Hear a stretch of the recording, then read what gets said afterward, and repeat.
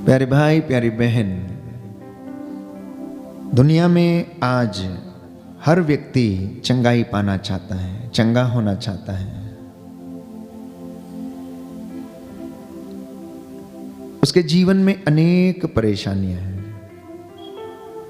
हम किसी न किसी रूप से बीमार हैं, अंधे भी हैं, हो सकता है आध्यात्मिक अंधकार है, हो सकता है कि हम ईश्वर की बातों को देख नहीं पाते, उसके चमत्कारों को देख नहीं पाते हैं, क्योंकि हम आध्यात्मिक रूप से अंधे हैं। किसी के जीवन में शारीरिक अंधापन है तो किसी के विचारों में अंधापन है। प्यारे भाई प्यारी बहन, आज का वचन प्रभु हमें बताता है कि मैं तुम्हें इन तमाम बुराइयों से, हर चीज से आजाद कर दूंगा और तुम्हें चंगा कर दूंगा, क्योंकि मैं स्वस्थ करने वाला प्रभु हूं। निर्गमन ग्रंथ अध्याय 15 पद संख्या 26। मैं वो प्रभु हूं जो तुम्हें स्वस्थ करता हूं। और उसने ऐसा किया। जो भविष्यवाणियां उसके विषय में की गई थी वो नई व्यवस्था में पूरी हुई। यीशु मसीह के आने से ठीक 6000 साल पहले ईसायास नबी ने ये तमाम भविष्यवाणियों को किया कि प्रभु का आत्मा उस पर छाया रहता है। उसने अभिषेक किया है कि वो जाए और दरिद्रों को सुसमाचार सुनाए, बंदियों को रिहा करे, अंधों को आंखें दे, बहरों को कान दे, गूंगों को वाणी दे। ये प्रभु के विषय में प्यारे भाइयों और बहनों पुरानी व्यवस्था में भविष्यवाणी थी। आज की इस पवित्र संध्या के दौरान हम पुनः कुछ वचनों को समझें और उन पर मनन चिंतन करें कि प्रभु ये कहता है कि तुम्हारे विचार मेरे विचार नहीं हैं, तुम्हारी योजनाएं मेरी योजनाएं नहीं हैं, परंतु मैं जो चाहता हूं मेरी वाणी वही पूरा कर डालती है और मैं तुम्हारे जीवन में उन्हें पूरा करूंगा। मरकुस के सुसमाचार में ऐसे अनेक उदाहरण हैं प्यारे भाई प्यारी बहन, जिसे बाइबल हमें बताती है कि ईसा ने एक के बाद एक रोगी को चंगा किया। प्रभु जिसे चाहता था उसने उसे चंगा किया। वो एक ऐसे बीमार व्यक्ति के पास पहुंचे जो 38 वर्ष से बीमार था और उसने उनसे पूछा, क्या तुम चंगे हो जाना चाहते हो? उन्हें उस पर तरस आया और उसने कहा कि मेरा कोई भी नहीं है जो मुझे, जब स्वर्गदूत ये कुंड का पानी हिलाता है, सबसे पहले मुझे उसमें उतार दे। तो प्रभु यीशु ने उसे चंगा कर दिया। उसके ऊपर प्यारे भाइयों और बहनों उसने तरस खाकर उसे चंगा कर दिया। बाइबल हमें बताती है कि पेतरुस की सास बीमार थी और जब यीशु पेतरुस के घर में गया तो बाइबल हमें कहती है, संत मार्कुस का सुसमाचार अध्याय 1 पद संख्या 29 में, कि वे सभागृह से निकलकर याकूब और योहन के साथ सीधे सिमोन और अंद्रियस के घर गए। सिमोन की सास बुखार में पड़ी हुई थी। लोगों ने तुरंत उसके विषय में उन्हें बताया। ईसा उसके पास आए और उन्होंने हाथ पकड़कर उसे उठाया और उसका बुखार जाता रहा। बोले आमीन, आमीन, हालेलुया, हालेलुया। यीशु की स्तुति हो। यीशु की हे प्रभु यीशु, हे प्रभु मेरे जीवन में आपके पवित्र स्पर्श के द्वारा आपके पवित्र स्पर्श चंगाई आ जाए, चंगाई आ जाए। Hallelujah, hallelujah. तो प्रभु चंगा करता है। इसके विषय में मार्कुस लिखता है कि संध्या समय सूरज डूबने के बाद लोग सभी रोगियों, अपदूत ग्रस्तों को उनके पास ले आए। सारा नगर द्वार पर एकत्र हो गया। ईसा ने नाना प्रकार की बीमारियों से पीड़ित बहुत से रोगियों को चंगा किया और बहुत से अपदूतों को निकाला। वे अपदूतों को बोलने से रोकते थे क्योंकि वे जानते थे कि वह कौन है। नाना प्रकार की बीमारियां, डिफरेंट काइंड ऑफ सिकनेसेस। अब आप पूछेंगे कि ये डिफरेंट काइंड ऑफ सिकनेसेस कौन कौन से थे? तो इसके विषय में बाइबल प्यारे भाइयों और बहनों हमें बताती है। विधि विवरण ग्रंथ में हम पढ़ते हैं कि प्रभु का वचन हमें बताता इन बीमारियों के विषय में। वचन पढ़ेंगे विधि विवरण ग्रंथ अध्याय 28, विधि विवरण ग्रंथ अध्याय 28 पद संख्या 22 और उससे आगे लिखा है, और जब तक तुम उस देश से जो तुम अपने अधिकार में लेने जा रहे हो समूल रूप से नष्ट नहीं हो जाओगे, तब तक प्रभु तुम पर बीमारियां भेजता रहेगा। प्रभु तुम पर क्षय रोग, ज्वर, सूजन, भयंकर गर्मी, सूखा, पाला और फफूंदी भेजेगा। जब तक तुम निर्मूल नहीं हो जाओगे वे तुम्हारा पीछा नहीं छोड़ेंगी। नाना प्रकार की बीमारियां कौन सी हैं? सुना आपने? क्षय रोग मतलब टीबी, ज्वर मतलब बुखार, सूजन, आजकल लोगों को बहुत सारी शरीर में सूजन है।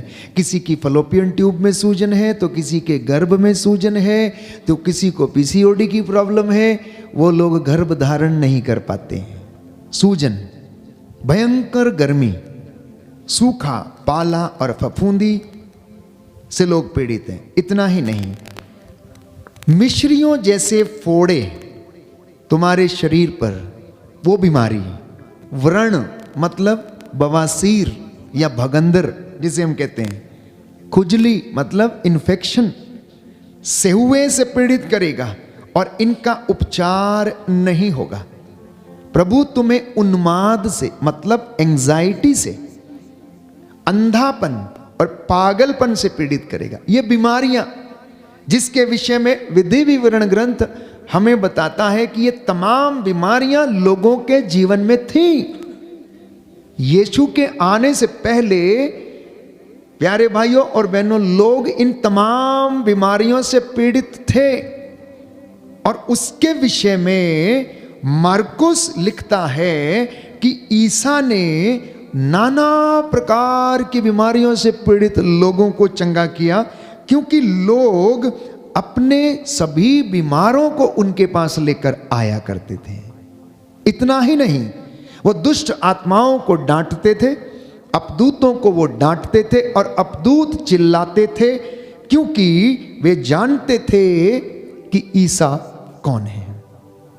वे जानते थे कि ईसा ईश्वर का पुत्र है, जीवंत ईश्वर का पुत्र है, वो पवित्र है। इसलिए उसकी उपस्थिति से ही वे चिल्लाने लगते थे।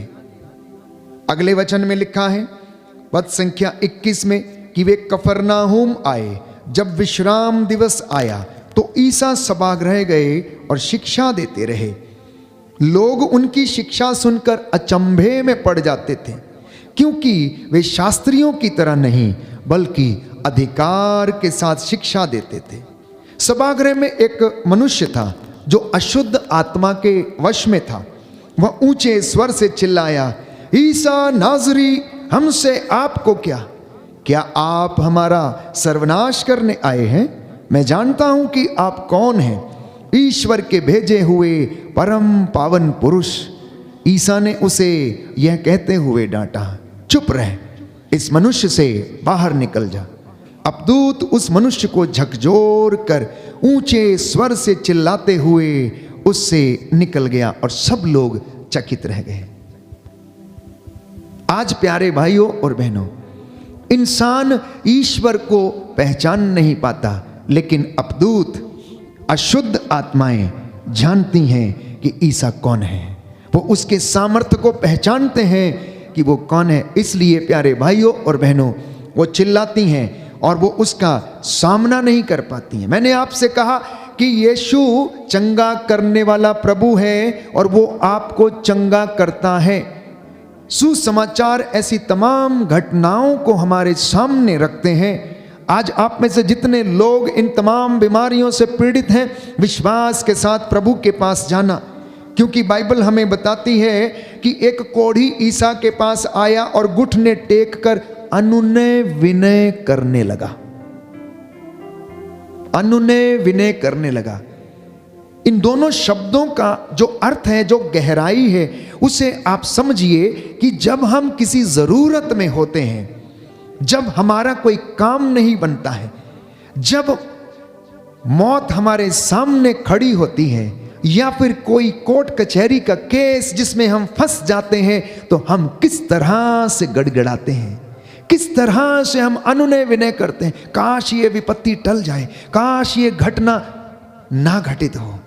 और बाइबल कहती है कि कोढ़ी आया और अनुनय विनय करने लगा। हम में से जो बीमार हैं, कितने लोग इस मनोभाव को अपनाते हैं, कितने लोग जो चंगे हो जाना चाहते हैं इस मनोभाव से अनुनय विनय करते हैं कि प्रभु मुझ पापी पर दया कर। हमारा मनोभाव इनके जैसा नहीं है जिनको प्रभु ने चंगा किया और इसीलिए हम चंगे नहीं होते हैं।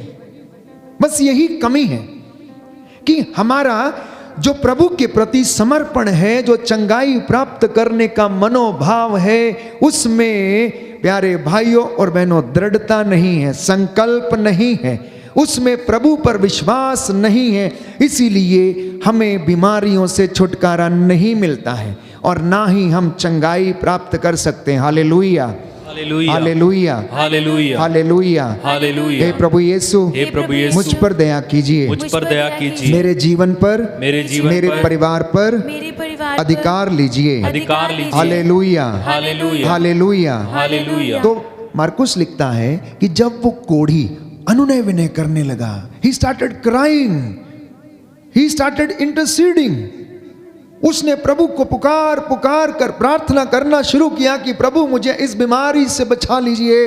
अगले वचन में लिखा है, ईसा को तरस हो आया, ईसा को तरस हो आया।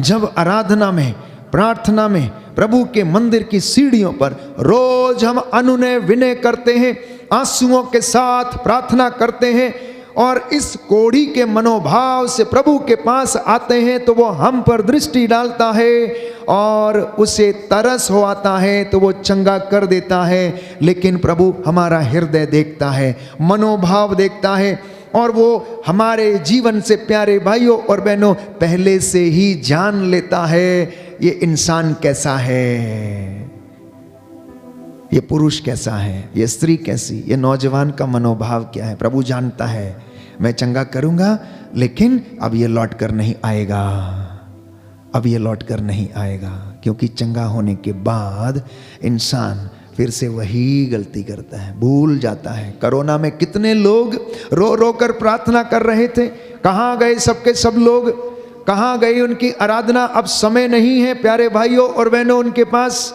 प्रभु के पास आने के लिए उनके पास समय नहीं है। लेकिन वो दिन, कोरोना की महामारी के वो दिन जब घरों की चार दीवारी में और अंदर बंद थे तो गिड़गिड़ाते थे, रोते थे, चिल्लाते थे कि प्रभु ये महामारी का अंत हो जाए। उनमें से कितने लोग हैं जो वफादार रहे और अब तक प्रभु से जुड़े हुए हैं और प्रभु को समय देते हैं प्यारे भाइयों और बहनों। ना जाने कितने लोग जिनके घर लगभग एक घरेलू कलीसिया बन चुके थे, आज वो उनका पता नहीं है। आज उन घरों में फिर से वही बातें होती हैं जो पहले थीं।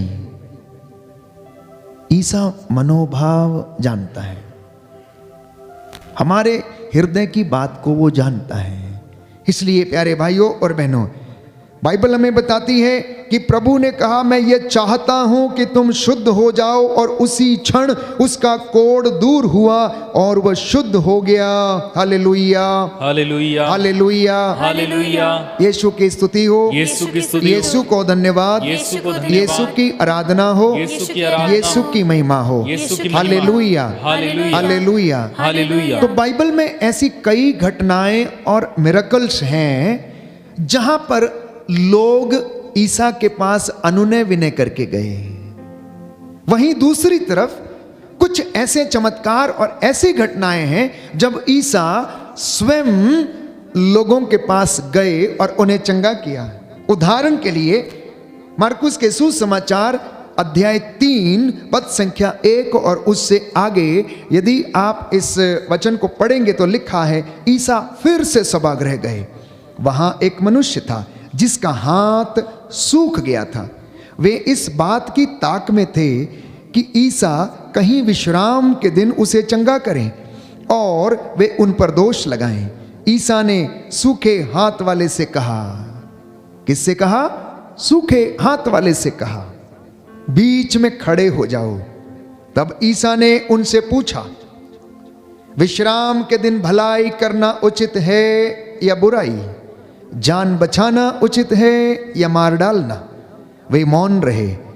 उनके हृदय की कठोरता को देखकर ईसा को दुख हुआ और वह उन पर क्रोध भरी दृष्टि दौड़ाकर उस मनुष्य से बोले, अपना हाथ बढ़ाओ। उसने ऐसा किया और उसका हाथ अच्छा हो गया। सूखे हाथ वाले ने कोई प्रयास नहीं किया, उसने कुछ भी नहीं कहा, उसने कुछ भी नहीं कहा। ईसा की दृष्टि उस व्यक्ति के ऊपर पड़ी जो किनारे पे खड़ा हुआ था, जिसका हाथ सूखा हुआ था, और ईसा ने उससे कहा, प्यारे भाइयों और बहनों, इसलिए हमें समझने की आवश्यकता है कि यीशु पुरोहित के माध्यम से आपके ऊपर आकर हाथ रखता है, क्योंकि वो आपके ऊपर तरस खाता है। वो आपके हृदय की कठोरता को जानता है कि इस व्यक्ति के मन में क्या भाव है, क्या सोच रहा है, क्या सोच रही है, लेकिन फिर भी वो आपको अच्छा करना चाहता है, क्योंकि उसके जीवन से, आपके जीवन से उसकी महिमा प्रकट हो जाए। मैंने आपसे कहा कि एक व्यक्ति जो बेथसाइदा के कुंड के पास पड़ा रहता था, 38 बरस से वो वहां पर पड़ा रहता था, वो उठ के ईसा के पास नहीं गया, लेकिन ईसा खुद चलकर उसके पास गया और खड़ा हो गया। उसको उस पर तरस हो आया और उसने उससे पूछा, क्या तुम चंगे हो जाना चाहते हो? आप में से भी कुछ लोग ऐसे ही हैं जिनके मनों में विकार हैं, जो प्रभु की बातों को समझते नहीं है। प्रभु आज चाहता है, पूछता है, क्या तुम चंगे हो जाना चाहते हो? क्या तुम अपने अंधेपन से आजाद होना चाहते हो? क्या तुम अपनी आंखों से पर्दा हटाना चाहते हो? और वो तरस खाकर हमसे कहता है, तो ठीक है, अपना हाथ बढ़ाओ, अपना हाथ बढ़ाओ। आज कई लोगों के हाथ सूखे हैं, क्योंकि वो सेवा के लिए बढ़ते नहीं हैं, दान दक्षिणा के लिए बढ़ते नहीं हैं। कई लोगों की आंखें सूखी हैं, क्योंकि प्यारे भाइयों और बहनों, वो लोगों पर तरस नहीं खा सकते हैं, वो उनकी बीमारियों को, कष्टों को अनुभव नहीं कर सकते हैं। कई लोगों के हृदयों में सूखापन है, उनके मनों में वो भाव नहीं आते हैं, और कई लोगों के जीवन में आत्मिक सूखापन है। प्यारे भाइयों और बहनों, इसलिए प्रभु आराधना के दौरान हमसे पूछता है, मैं तुम्हारे लिए क्या करूं? क्या तुम चंगे हो जाना चाहते हो? तो अपना हाथ बढ़ाओ, अपना हृदय मुझे दे दो, अपनी आंखें मुझे दे दो, अपने कानों को मुझे दे दो, अपनी इस दृष्टि को मुझे दे दो, जिससे कि मैं इसे पवित्र कर दूं और तुम मेरी दृष्टि से लोगों को देखो, मेरे हृदय से लोगों पर तरस खाओ। जब लोग भीड़ में आकर ईसा का वचन सुनने के लिए वहां पर उनके पीछे पीछे आया करते थे, भीड़ की भीड़ एकत्र हुआ करती थी, तो उन्होंने अपने चेलों से कहा, इनके लिए भोजन की व्यवस्था करो। देखिए, ईसा का इनिशिएटिव, ईसा का इनिशिएटिव। इतने लोग 3 दिन से उनका वचन सुनने के लिए उनके आसपास आया करते थे, और ईसा ने देखा कि पिछले 3 दिन से ये लोग मेरे पीछे भूखे प्यासे आए हैं वचन सुनने के लिए। तो उनके शारीरिक भूख को मिटाने के लिए उन्होंने अपने चेलों से कहा, तुम जाओ और इनके लिए भोजन का प्रबंध करो। बाइबल नहीं कहती कि किसी व्यक्ति ने उनसे कहा, ईसा ने कहा चेलों से, इनके लिए क्या करो?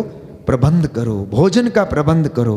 क्योंकि उन्हें देखकर ईसा को तरस हो आया, क्योंकि वे लोग बिना चरवाहे की भेड़ों की तरह थे। तो जीसस टेक्स इनिशिएटिव, प्रभु यीशु इनिशिएटिव लेता है। वो हमें चंगा करना, आपके परिस्थितियों से वाकिफ है, आप उसे कोऑपरेट करिए।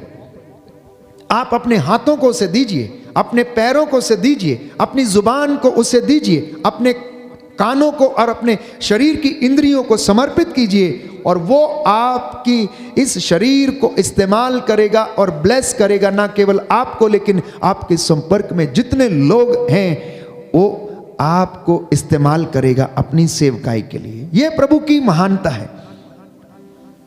इसलिए मैंने आपसे कहा कि हम इन वचनों को जब सुनते हैं तो इन्हें अपने जीवन में धारण करें। प्यारे भाइयों और बहनों, इंसान क्यों नहीं इन बातों को कर पाता है, क्यों नहीं समझ पाता है?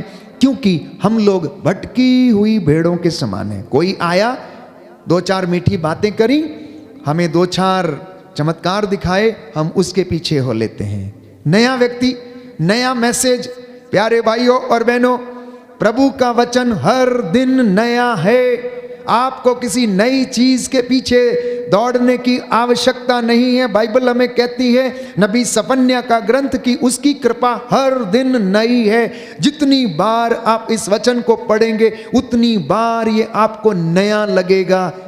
बस आपको महसूस करने की जरूरत है, महसूस करने की जरूरत है। हम रोज दिन वचन बोलते हैं, रोज दिन वचन पढ़ते हैं, और रोज दिन ये नया ही होता है। रोज दिन ये हर व्यक्ति को किसी ना किसी नए अंदाज से स्पर्श करता है, नए मोटिवेशन से भरता है, नई कृपाओं से भरता है। The very sitting in the presence of the blessed sacrament will lead you to heaven, my dear brothers and sisters.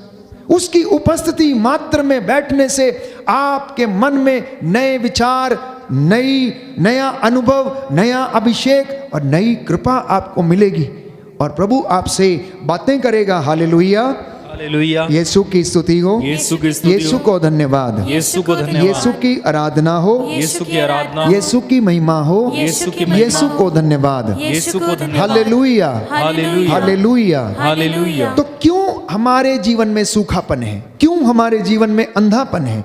क्यों हम शैतानी बुराई से या दुष्ट आत्माओं से जकड़े हैं? तो इसके विषय में बाइबल कहती है, यदि तुम मेरे बताए हुए मार्ग पर चलते तो तुम्हारा कल्याण होता।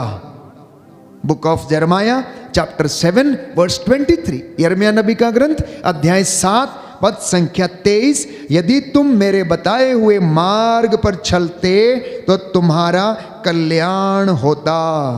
Hallelujah, hallelujah. हे प्रभु यीशु, हे प्रभु यीशु, मैं वादा करता हूँ, मैं वादा करता मैं हूँ, आपके मार्ग पर चलूंगा। मैं आपके मार्ग पर चलूंगा। Hallelujah, hallelujah. मेरा कल्याण कीजिए। मेरा कल्याण कीजिए। Hallelujah, hallelujah, hallelujah, hallelujah, hallelujah. Hallelujah. यिर्मयाह नबी का ग्रंथ अध्याय 7 पद संख्या 23 और उससे आगे, यदि तुम मेरी बात पर ध्यान दोगे तो मैं तुम्हारा ईश्वर होऊंगा और तुम मेरी प्रजा होगे। यदि तुम मेरे बताए हुए मार्गों पर चलोगे तो तुम्हारा कल्याण होगा, तुम्हारा कल्याण होगा। बीमारी तुम्हारे घर के निकट ना आएगी, महामारी तुम्हारे घर के निकट ना आएगी।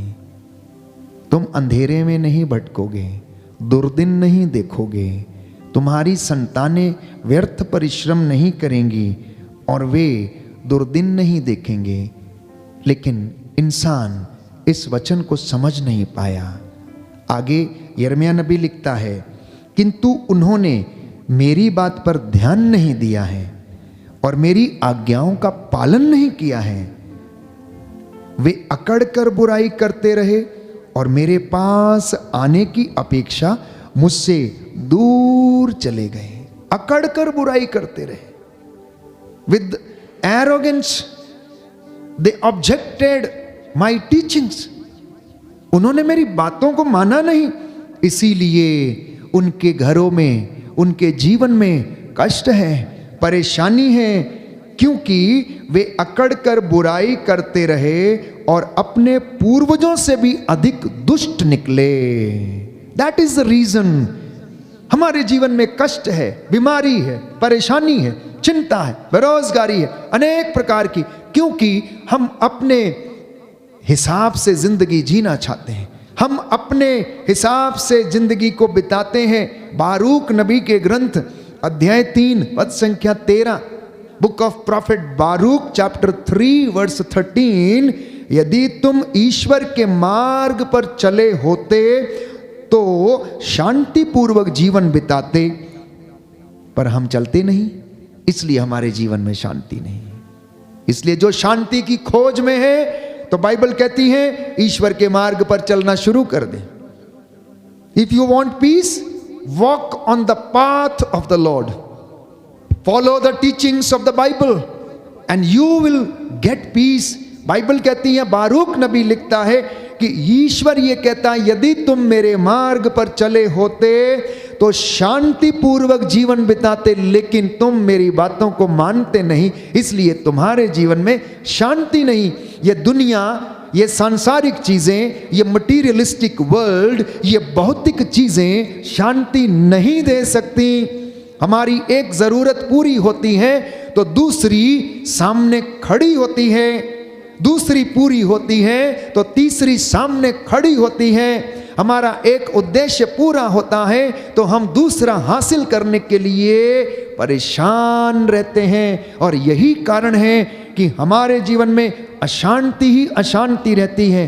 कष्ट, बीमारी, चिंता, परेशानी अपने आप से पूछ के देखिए, मनन चिंतन करके देखिए, इसमें कोई दो राय नहीं है प्यारे भाइयों और बहनों। एक एक व्यक्ति, मैं भी अपने जीवन में अनुभव करता हूं, एक मुकाम पूरा होता है तो हम दूसरा हासिल करने की कोशिश करते हैं। आज एक काम समाप्त हुआ है तो कल हमारी दृष्टि दूसरे काम पर रहती है और उसे हम करना चाहते हैं। करिए, अच्छी बात है, लेकिन प्रभु ये कहता है, मेरी शिक्षा के अनुसार, मेरी बातों के अनुसार, मेरी आज्ञाओं का पालन करके तुम उन कामों को करो और तुम्हारी हर एक बात पूरी होगी। Hallelujah, hallelujah, hallelujah, hallelujah. Yeshu की स्तुति हो, यीशु की स्तुति हो, यीशु को धन्यवाद, यीशु को धन्यवाद, यीशु की आराधना हो, यीशु की आराधना यीशु हो, की महिमा हो, यीशु की महिमा। Hallelujah, hallelujah. तो इंसान के लिए सबसे अच्छी बात क्या है? सबसे अच्छी बात इंसान के लिए क्या है? बाइबल इसके विषय में जवाब देती है। बुक ऑफ एक्लेसियास्टिस, उपदेशक ग्रंथ, अध्याय 3 पद संख्या 12, कि मनुष्य के लिए सबसे अच्छा यह है कि वह जीवन भर सुखी रहे और आनंद मनाए। देखिए कितनी अच्छी शिक्षा है, कितनी अच्छी बात है बाइबल की। पवित्र वचन ये कह रहा है कि मनुष्य के लिए सबसे अच्छी बात है कि वह जिंदगी भर खुश रहे और आनंद मनाए। लेकिन क्या कोई खुश है? क्या आप खुश हैं? क्या आपके आजू बाजू में रहने वाला खुश है? क्यों खुश नहीं है? आज इस बात को प्रभु हमें सिखाना चाहता है। क्यों बीमार है? प्रभु हमें बताना चाहता है। किन बीमारियों से वो हमें आजाद करना चाहता है, वो आज हमें बताता है। आगे लिखा है, यदि वो खा पी सके और परिश्रम करते हुए सुख शांति में जीवन बिताए तो ये ईश्वर का वरदान है। यदि मनुष्य जीते जी खा पी सके और शांति पूर्वक जीवन बिताए तो यह ईश्वर का वरदान उस मनुष्य के लिए है। बुक ऑफ एक्लेसियास्टिस चैप्टर 3 वर्स 12, उपदेशक ग्रंथ अध्याय 3 पद संख्या 12। अक्सर हम लोग ईश्वर के कामों पर, मार्गों पर, शिक्षा पर ध्यान नहीं देते, और यही कारण है कि हम अशांत रहते हैं। यही कारण है हमारे जीवन में अशांति रहती है। प्यारे भाइयों और बहनों, इसलिए प्रभु हमें आमंत्रित करता है। यशाया नबी का ग्रंथ अध्याय 55 पद संख्या 1, तुम जो प्यासे हो मेरे पास आओ, आओ और अंगूरी और दूध पियो, कान लगाकर सुनो और मेरे पास आओ, मेरी बात पर ध्यान दो और तुम्हारी आत्मा को जीवन प्राप्त होगा। बोलो आमीन, आमीन, हालेलुया, हालेलुया। प्रभु कहता है, प्रभु कहता है, तुम जो प्यासे हो, तुम जो प्यासे हो मेरे पास चले आओ, मेरे पास चले आओ, आओ अंगूरी और दूध पियो, अंगूरी और दूध पियो, कान लगाकर सुनो, कान लगाकर सुनो, मेरे पास आओ, मेरे पास आओ, मेरी बात पर ध्यान दो, मेरी बात पर ध्यान और दो, तुम्हारी आत्मा को और तुम्हारी आत्मा जीवन प्राप्त होगा। को जीवन प्राप्त होगा। Hallelujah, hallelujah, hallelujah. हालेलुया। और यही बात यीशु मसीह ने मत्ती के सुसमाचार अध्याय 11 पद संख्या 28 में दोहराई। थके मांदे और बोझ से दबे हुए लोगों, सब के सब मेरे पास आओ। अशांति में रहने वाले लोगों मेरे पास आओ। बीमार रहने वाले लोगों मेरे पास आओ, मैं तुम्हें चंगा करूंगा। मैं वो प्रभु हूं जो तुम्हें स्वस्थ करता हूं।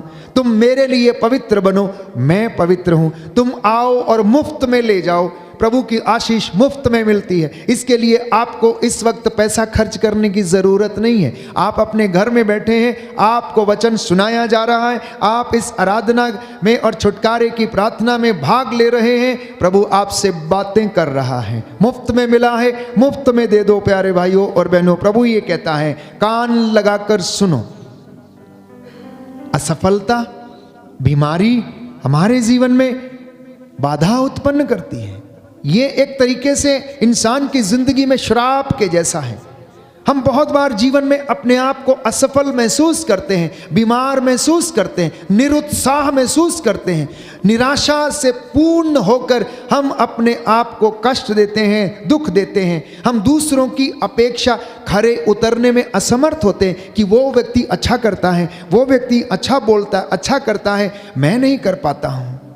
अनेक प्रकार के कॉम्प्लेक्सेस हमारे जीवन में आ जाते हैं और प्रभु हमें इन तमाम बातों से, बुराइयों से आज आज़ाद करना चाहता है और कहता है कि तुम मेरे पास आओ, मैं तुम्हें चंगाई प्रदान करूंगा, मैं तुम्हें चंगा करूंगा, मैं तुम्हें जीवन दूंगा।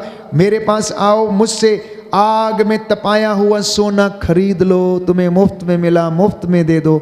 मेरी शांति तुम्हारे जीवन में सदा सदा बनी रहेगी। बोलिए आमेन, आमेन, हालेलुया, हालेलुया। इसलिए प्रभु कहता है सुक्ति ग्रंथ अध्याय 3 पद संख्या 7 से 8 में, अपने आप को बुद्धिमान मत समझना, अपने आप को बुद्धिमान मत समझना। प्रभु पर श्रद्धा रखना और बुराई से दूर रहना, इससे तुम्हारे शरीर को स्वास्थ्य और तुम्हारी हड्डियों को नया जीवन मिलेगा। बुक ऑफ प्रोवर्ब्स, तुम अपने आप को बुद्धिमान मत समझना, प्रभु पर श्रद्धा रखना, बुराई से दूर रहना, इससे तुम्हारे शरीर को स्वास्थ्य और तुम्हारी हड्डियों को जीवन मिलेगा। तो निरोग रहने का सबसे बड़ा उपाय प्रभु पर श्रद्धा रखना, भरोसा रखना, बुराई से दूर रहना, और वो हमें स्वस्थ करेगा, हड्डियों को जीवन प्रदान करेगा। बोलिए amen, amen. Book of proverbs chapter 3 verse 7 to 8।